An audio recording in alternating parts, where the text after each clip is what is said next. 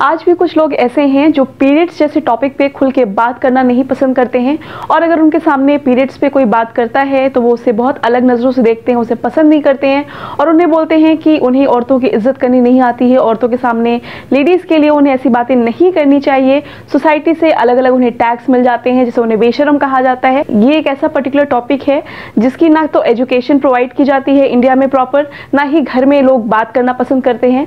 तो कहीं ना कहीं कम्युनिकेशन गैप की वजह से बहुत सारे मिथ्स बनने लगते हैं, बहुत सारे डाउट्स बनने लगते हैं। मेरे हिसाब से ये एक ऐसा टॉपिक है जिस पे हम सभी को खुल के बात करनी चाहिए, डिस्कशन करना चाहिए। तो जब हम खुल के बात करेंगे, डिस्कशन करेंगे इस टॉपिक पे, तभी सालों से चले आ रहे पीरियड मिथ्स को हम खत्म कर पाएंगे और जो फैक्चुअल चीजें हैं, जो असल बात है उसके पीछे की, वो जान पाएंगे। क्योंकि आज भी 2020 में भी पीरियड मिथ्स के नाम पे औरतों को बहुत ज़्यादा टॉर्चर किया जाता है, उन्हें बहुत ज़्यादा सफ़र करना पड़ता है।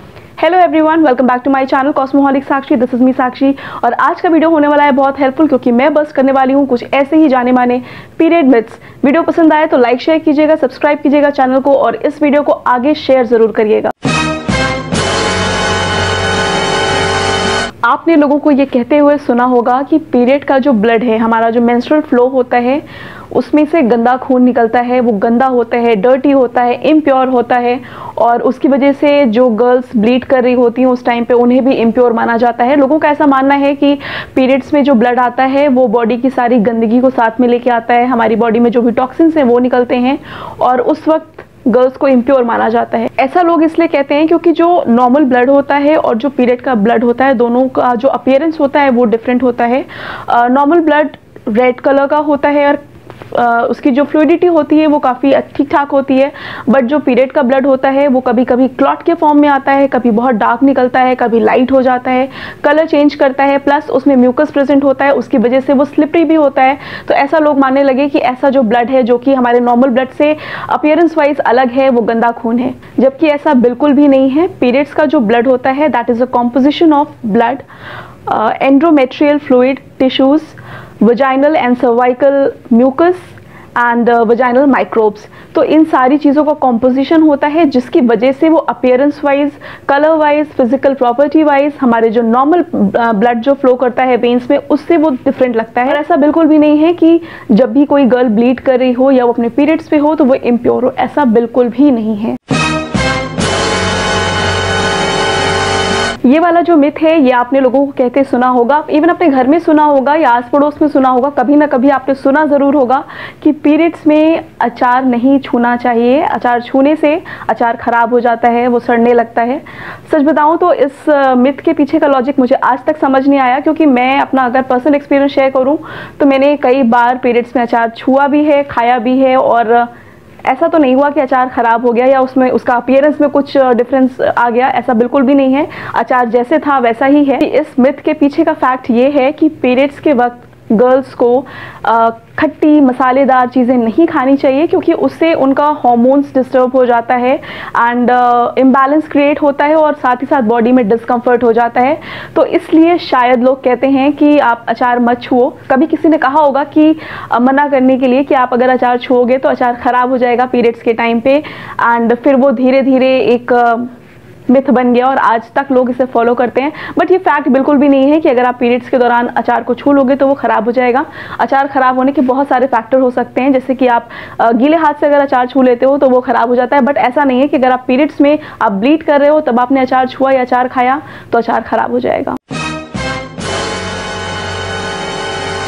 बहुत से लोगों का तो ये भी मानना है कि अगर कोई लड़की अपने पीरियड्स में हो तो उसे जो है नहाना नहीं चाहिए, अपने बाल नहीं धोने चाहिए। लाइक सीरियसली, पीरियड्स में वैसे ही बॉडी इतने क्रैंकी मोड में होती है, मसल सारी टेंस्ड होती है एंड बहुत अनहाइजेनिक सा फील होता है। ये एक ऐसा टाइम होता है ना पीरियड्स का जब हमें अपने हाइजीन का ज़्यादा ख्याल रखना चाहिए, क्योंकि बैक्टीरिया डेवलपमेंट बहुत जल्दी होता है और हमें इन्फेक्शन के चांसेस ज़्यादा बढ़ जाते हैं, क्योंकि उस वक्त सर्वाइकल ओपनिंग जो है वो खुल जाती है, तो इन्फेक्शन के चांसेस भी बढ़ जाते हैं। वो एक ऐसा टाइम होता है जब हमें अपने हाइजीन का, अपने हेल्थ का, अपनी क्लीनलीनेस का ज़्यादा ख्याल रखना चाहिए। पहले के टाइम में होता क्या था कि लोग जो गर्ल्स हैं वो पैड्स नहीं यूज़ करती थी, मोस्टली वो कपड़ा यूज़ करती थी। एंड बहुत सारी जो गर्ल्स हैं वो कपड़ा भी नहीं यूज़ करती थी, वो घर में ही रहती थी। एंड जो राख होती है उसकी पोटली टाइप्स बना के उस पर ही वो बैठती थी। तो इसलिए बोला जाता था कि आप बाहर मत जाओ, अदरवाइज जब आप बाहर जाओगे तो आपका जो पीरियड का फ्लो है वो जगह जगह गिरेगा एंड बहुत ज़्यादा एम्बैरेसिंग हो जाता। इसलिए बोला जाता था कि आप जो है घर पे ही रहो। और पहले के टाइम में टैप्स वगैरह भी नहीं होते थे, वो हैंडपम्प्स एंड कुएँ होते थे दूर दूर गाँव में। इसका यही लॉजिक है कि बोला जाता है कि आप घर पे रहो, आप बाहर मत जाओ, अदरवाइज आपको ये एम्बैरेसिंग मोमेंट का सामना करना पड़ जाएगा। लेकिन आज के टाइम में भी जो लोग ये मानते हैं कि पीरियड्स के दौरान गर्ल्स को नहाना नहीं चाहिए, बाल नहीं धोना चाहिए, वो बिल्कुल इलॉजिकल है, उसमें कोई भी लॉजिक नहीं है। फैक्ट ये है कि जब आप पीरियड्स में होते हो, जो लड़कियां पीरियड्स में होती हैं उस वक्त मसल्स जो हैं वो बहुत टेंस्ड होती हैं। इनफैक्ट जब आप गर्म पानी से नहाते हो, अच्छा ये भी लोग मानते हैं कि अगर आप गर्म पानी से नहाते हो, जिस जगह पे ये नहीं माना जाता है कि आप नहाओ मत, वो लोग ये मानते हैं कि गर्म पानी से नहाने से आपका जो पीरियड है उसका जो फ्लो है वो ज़्यादा तेज़ हो जाएगा एंड एक्सेस ब्लड निकलने लगेगा बॉडी से। तो ऐसा भी नहीं है। अगर आप गर्म कुनकुने पानी से नहाते हो पीरियड्स के दौरान तो आपका जो पीरियड क्रैम्प्स है वो उसमें आपको मदद मिलेगी, वो ठीक हो जाएगा। और जो मसल्स होती हैं ना, एब्डोमेन मसल्स, वो बहुत टेंस्ड होती हैं। तो जब आप गर्म पानी से नहाओगे तो वो भी रिलैक्स मोड में आ जाएंगी, आप बहुत अच्छा फील कर पाओगे। एंड बाल धोने वाला जो मिथ है वो तो मुझे मतलब पल्ले ही नहीं पड़ता, क्यों मानते हैं लोग कहते हैं कि अगर आपने पीरियड्स के फर्स्ट या सेकेंड डे बाल धो लिया तो आपका पीरियड बंद हो जाएगा, या आपको पीरियड नहीं आएगा, या इनफर्टिलिटी की प्रॉब्लम हो जाएगी। ऐसा नहीं है। पहले के टाइम में जो टैप्स हैं, हैंडपम्प्स हैं, वो दूर होते थे, इसलिए लोग मना करते थे कि आप घर पे ही रहो और जब आपका पीरियड ख़त्म हो जाए उसके बाद आप नहाने जाओ। लेकिन आज के टाइम में ये चीज़ मानना बिल्कुल इलॉजिकल है। मैं तो बिल्कुल नहीं कहूँगी कि आप इस चीज़ को मानिए। अगर आप ऐसा कुछ मानते भी हैं तो प्लीज़ आई रिक्वेस्ट यू कि आप फैक्ट पे ध्यान दें एंड उसके बाद डिसीजन लें। अच्छा, ये वाला जो मिथ है ना, कांट एंटर द किचन, आप काम नहीं कर सकते हो, आप किचन में नहीं जा सकते हो, आप किसी को छू नहीं सकते हो, ये मैंने देखा है अपनी लाइफ में कुछ लोगों को। एंड हर जगह नहीं मानते बट मोस्टली लोग मानते हैं इस चीज़ों को। स्पेसिफिक कल्चर्स में ये चीज़ मानी जाती है। ऐसा लोग कहते हैं कि अगर कोई लड़की अपने पीरियड्स में है और वो किचन में चली गई तो किचन इम्प्योर हो जाएगा, उसकी शुद्धि करानी पड़ेगी। एंड उसके बाद अगर उसने खाना छू लिया या कुछ भी छू लिया तो वो चीज़ इम्प्योर हो जाएगी।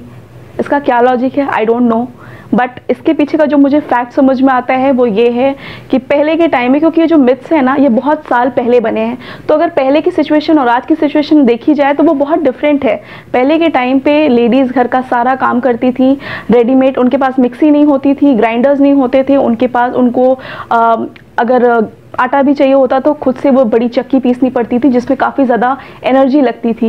एंड पीरियड्स में बॉडी वैसे ही बहुत डल एंड टायर्ड रहती है, उनको रेस्ट चाहिए होता है, इसलिए बोला जाता था कि आप अलग रहो, आप अपने रूम में रहो और आप काम मत करो। उनको खाना पानी सब कुछ प्रॉपर टाइम पे दिया जाता था। तो एक तरह से उनको रेस्ट मोड में रखने के लिए ये बनाया गया था रूल कि पीरियड्स में आप काम मत करो। बट आज तक लोग इसे फॉलो करते हैं और ऐसा मानते हैं कि अगर आप पीरियड में हो तो आप छू नहीं सकते हो किसी को, वो इम्प्योर हो जाएगा, उसे नहाना पड़ेगा, किचन में चले गए किचन को धोना पड़ेगा। ऐसा नहीं है। आप प्लीज़ फैक्चुअल चीज़ों को ध्यान दीजिए तो आपको अपने आप समझ में आने लगेगा कि अच्छा ये चीज़ें अभी तक आप गलत कर रहे थे।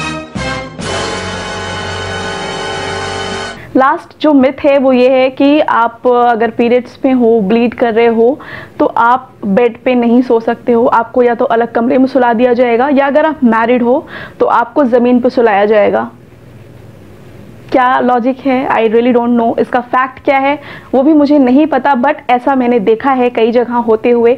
सुना है लोगों से कि जब कोई लड़की ब्लीड कर रही होती है तो कई घरों में ऐसा होता है कि उसे बिल्कुल अनटचेबल करार देते हैं और एकदम बॉयकॉटेड सा लगता है कि एकदम अलग कमरे में बंद कर देते हैं, काम नहीं करने देते, किसी से मिलने नहीं देते, छूने नहीं देते किसी को, कुछ भी, बिल्कुल अलग कमरे में बंद करके ज़मीन पे सोने को कहते हैं। इसका क्या लॉजिक है मुझे नहीं पता, बट ये चीज़ें होती हैं। अगर आपके घर में भी या आपके आसपास भी चीज़ें होती हैं तो मुझे बताइएगा। इसका जो फैक्ट है वो मैं फिगर आउट नहीं कर पा रही हूँ कि क्यों ऐसा कहा जाता है, जबकि पीरियड्स में जो फीमेल बॉडी है वो बहुत ज़्यादा टायर्ड होती है, उसे एक्स्ट्रा केयर की ज़रूरत होती है, उसको और ज़्यादा प्रोटेक्टिव वे में हैंडल करना है और ज़्यादा केयर और ज़्यादा प्यार के साथ हैंडल करना होता है, बट आप उसके ऐसा कुछ करने की बजाय आप उसे ज़मीन पर सुला रहे हो। इसका फैक्ट मुझे सच में नहीं पता। मैं बहुत देर से कोशिश कर रही थी कि इसका फैक्ट फिगर आउट कर पाऊँ, बट मुझे नहीं समझ में आया। अगर आपको पता है कि ऐसा क्यों किया जाता है, इसके पीछे का लॉजिक क्या है, फैक्ट क्या है, तो मुझे कॉमेंट डाउन करके बताइए। That was all for today's video. आज का वीडियो आई होप आपके लिए हेल्पफुल रहा होगा, वीडियो पसंद आया हो। जो बातें मैंने आपको बताई अगर थोड़ी सी भी आपको हेल्पफुल लगी होगी तो आप आगे ज़रूर शेयर करिएगा, फॉरवर्ड करिएगा, इस वीडियो को लोगों तक पहुंचाइएगा, ताकि जिनको नहीं पता है इन सारे मिथ्स के बारे में, फैक्ट्स के बारे में, उन तक ये वीडियो पहुंचे, उनके लिए भी हेल्पफुल हो। एंड लाइक शेयर करिएगा, कमेंट करके बताइएगा। And that's all, see you in my next video. Until then take care, bye.